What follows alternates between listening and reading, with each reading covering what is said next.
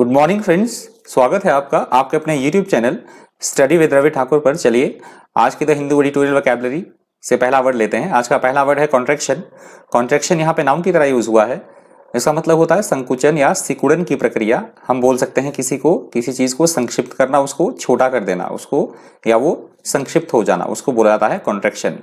इस शब्द का यूज इकोनॉमी की सेंस में होता है। अक्सर एडिटोरियल में हमारी जो अर्थव्यवस्था है उसका सिकुड़न, उसमें कमी आना, तो उसको बोला जाएगा कॉन्ट्रैक्शन। अगला शब्द है प्रेसिपिटस। प्रेसिपिटस यहाँ पे एडजेक्टिव की तरह यूज हुआ है।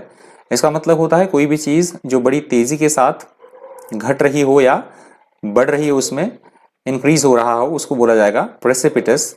अगला शब्द है प्लेटू। प्लेटू यहाँ पे नाउन की तरह यूज हुआ है। इसका मतलब होता है ऐसी कोई स्थिति जिसमें विकास एवं परिवर्तन की संभावना ना के बराबर हो, वो जस की तस बनी रहे, उसमें जरा भी इंप्रूवमेंट ना हो, कोई भी चेंज ना हो, उसको बोला जाता है प्लेटू। प्लेटू का एक दूसरा अर्थ भी होता है एक ऐसी भूमि जो कि बहुत ऊंचाई पर स्थित है और समतल हो वो भूमि, जिसको हम पठार के नाम से जानते हैं, उसको भी प्लेटू बोला जाता है। अगला शब्द है फ्यूरोर। फ्यूरोर यहाँ पे नाउन की तरह यूज हुआ है। इसका मतलब होता है किसी घटना या किसी बात के प्रति बड़ी संख्या में लोगों के द्वारा अत्यधिक क्रोध होना, उसके प्रति लोगों की उत्तेजना होना या उस बात के प्रति लोगों का आवेश होना, उसको बोला जाता है फ्यूरोर। अगला शब्द है इग्नोमिनी। इग्नोमिनी यहाँ पे नाउन की तरह यूज हुआ है। इसका मतलब होता है पब्लिकली डिफेम होना, सार्वजनिक लज्जा, अपमान या अपयश होना, उसको बोला जाता है इग्नोमिनी। अगला शब्द है जेनोफोबिया। जेनोफोबिया यहाँ पे नाउन की तरह यूज हुआ है। इसका मतलब होता है विदेशी समाज एवं उनकी संस्कृति के प्रति द्वेष एवं घृणा की भावना रखना, उनके प्रति पक्षपातपूर्ण व्यवहार करना, तो उसको बोला जाता है जेनोफोबिया। अगला शब्द है रैंकर। रैंकर यहाँ पे नाउन की तरह यूज हुआ है। इसका मतलब होता है दूसरे के प्रति क्रोध एवं द्वेष की भावना रखना, तो उसको बोला जाता है रैंकर। अगला शब्द है डिसएन्चांटमेंट। डिसएन्चांटमेंट यहाँ पे नाउन की तरह यूज हुआ है।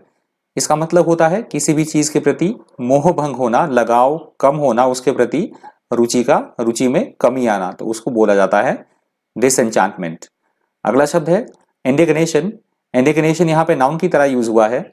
इसका मतलब होता है नाराजगी की भावना, क्रोध एवं घृणा, आवेश की भावना होना किसी के प्रति, तो उसको बोला जाएगा इंडिग्नेशन।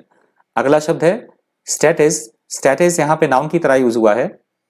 इसका मतलब होता है ठहराव की स्थिति, गतिहीनता की स्थिति, या हम बोल सकते हैं गतिरोध की स्थिति, बिल्कुल एकदम स्टिल हो, जो चीज बिल्कुल एकदम ठहराव हो, उसमें कोई भी मूवमेंट ना हो, उसको बोला जाता है स्टेटस।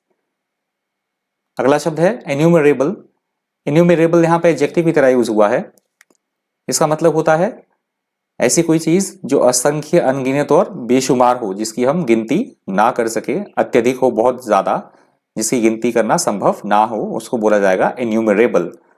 और आज की वोकैबुलरी का अंतिम शब्द है टेनेट्स। टेनेट्स यहाँ पे नाउन की तरह यूज हुआ है। इसका मतलब होता है ऐसा कोई विचार या ऐसा कोई मत, ओपिनियन, जिस पर अन्य सिद्धांत आधारित हो, तो उसको बोला जाता है टेनेट्स। तो ये आज की वोकैबुलरी का अंतिम शब्द था। डॉक्यूमेंट की पीडीएफ के लिए आप टेलीग्राम ग्रुप पे जुड़ सकते हैं। टेलीग्राम ग्रुप का नाम है स्टडी विद रवि ठाकुर। तो इस डॉक्यूमेंट का पीडीएफ आपको टेलीग्राम ग्रुप पे मिल जाएगा। तो आज की वोकैबुलरी इतनी ही थी। Thank you, thanks for watching.